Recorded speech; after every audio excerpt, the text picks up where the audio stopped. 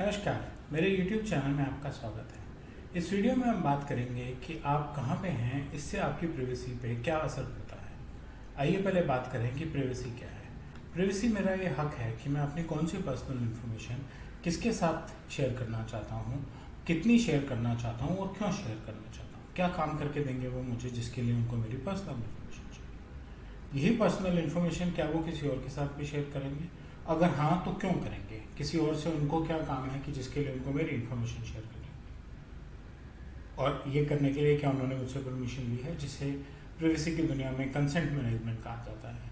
तो ये data privacy का बेसिक प्रिंसिपल है कि ये मेरा हक है कि मैं तय करूं कि मेरी पर्सनल इन्फॉर्मेशन किसके पास है और क्यों है और क्या काम हो रहा है उससे।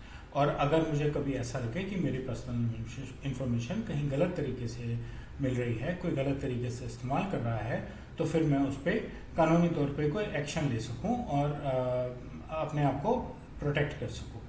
अब बात आई लोकेशन की। लोकेशन ट्रैक करना बहुत आसान काम है। हम सबके पास ग्लोबल पोजिशनिंग सिस्टम्स यानी कि जीपीएस सिस्टम्स हमारी जेब में होते हैं, हमारे मोबाइल फोन्स।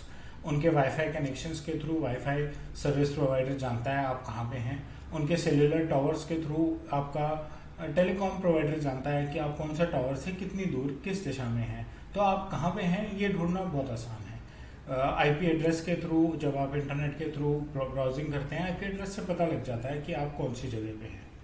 कई एप्लीकेशंस हैं, मैं खुद एक्सपीरियंस कर चुका हूँ। ऑफिस में बैठ के लॉग कीजिए तो उस एप्लीकेशन के लॉग में ऑफिस का आईपी आता है, घर से कीजिए तो घर का आईपी आता है, अपने हॉटस्पॉट से कीजिए तो हॉटस्पॉट का आईपी आता है। तो आईपी एड्रेस से भी एप्लीकेशन ही ये बता देती हैं कि आप कौन सी जगह पे बैठ के आप इंटरनेट यूज़ कर रहे हैं, तो आप इस समय किस इलाके में हैं।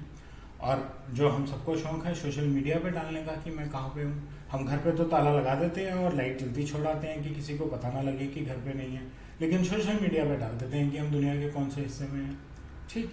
और हमारी फ़ोन में जो और एप्लीकेशंस हैं जैसे मैप्स, जैसे हेल्थ रिकॉर्डर, जिससे हमें जानना चाहते हैं कि आज हम कितना जॉब करके आए, आज हमने कितनी दूर तक कहाँ कहाँ साइकिल चलाई, तो वो कहाँ कहाँ में वो नोट कर लेता है कि आप कहाँ पे थे। और वो इन्फॉर्मेशन जो ऐप आपने इंस्टॉल की है उस कंपनी के पास है, क्योंकि इंस्टॉल करते हुए आपने उसकी प्राइवेसी पॉलिसी में टिक किया था कि वो आपकी इन्फॉर्मेशन को अपने पास रखेगा और आपको टाइम टू टाइम दिखाता रहेगा, है ना। तो हम कहाँ पे हैं, कहाँ घूम रहे हैं, ये इन्फॉर्मेशन सबके पास है। और कल को कुछ क्रिमिनल केस आएगा तो बड़े आराम से हमें ट्रैक किया जा सकता है। सबसे ज़रूरी चीज़ ये है कि कल को ज़रूरत पड़ने पे क्रिमिनल रिकॉर्ड्स में आपको ट्रैक किया जा सकता है, क्रिमिनल को ट्रैक किया जा सकता है कि वो कहाँ था और सच्चा कौन है और झूठा कौन है। एथिकल यूजेस हैं लोकेशन ट्रैकिंग की, जैसे आप कौन से इलाके में हैं, वहाँ का मौसम कैसा है, हम आपको बताना चाहते हैं कि उस मौसम से आप पे क्या असर पड़ सकता है, आपको क्या वहाँ और रुकना चाहिए या वापस आ जाना चाहिए, क्या वहाँ पे कोई आंधी तूफान का रिस्क है, होटल के अंदर रहना चाहिए, आप घूम सकते हैं, है ना। ऐसे ही हेल्थ केयर, और हेल्थ केयर में तो लोकेशन ट्रैकिंग ने हमारी बहुत मदद की कोविड के टाइम पे, जब हमारी सरकार को और हमारी हेल्थ अथॉरिटीज़ को ये मालूम होता था कि किस इलाके में कितने पेशेंट हैं, और एक बेंचमार्क था कि इस इलाके में अगर इतने पेशेंट हैं तो इलाके को क्वारंटीन कर दो, इस इलाके से किसी को बाहर नहीं आना चाहिए जब तक कि उसका टेस्ट पॉजिटिव ना नेगेटिव ना हो जाए, जब तक कि वो कोविड से फ्री ना हो जाए, है ना। अर्बन प्लानर्स आपके लोकेशंस को यूज़ करते हैं और उस जियो लोकेशन पे क्या वहाँ पे सड़कें बनानी ठीक हैं, क्या वहाँ पे पार्क बनाने ठीक हैं, ये सब स्टडी करने के लिए यूज़ करते हैं, ठीक है।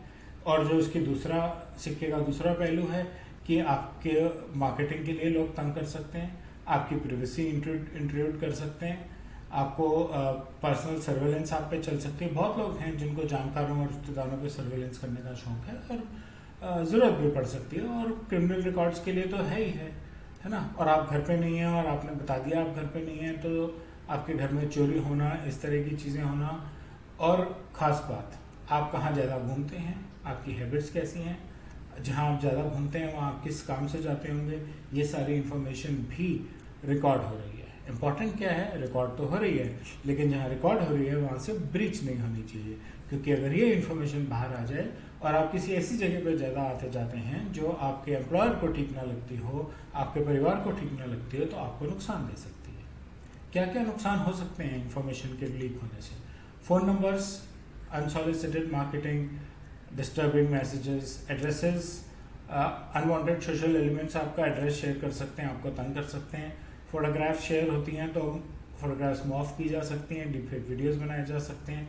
हेल्थ रिकॉर्ड्स शेयर होते हैं तो आपकी सेहत के बारे में गलत जानकारी फैलाई जा सकती है।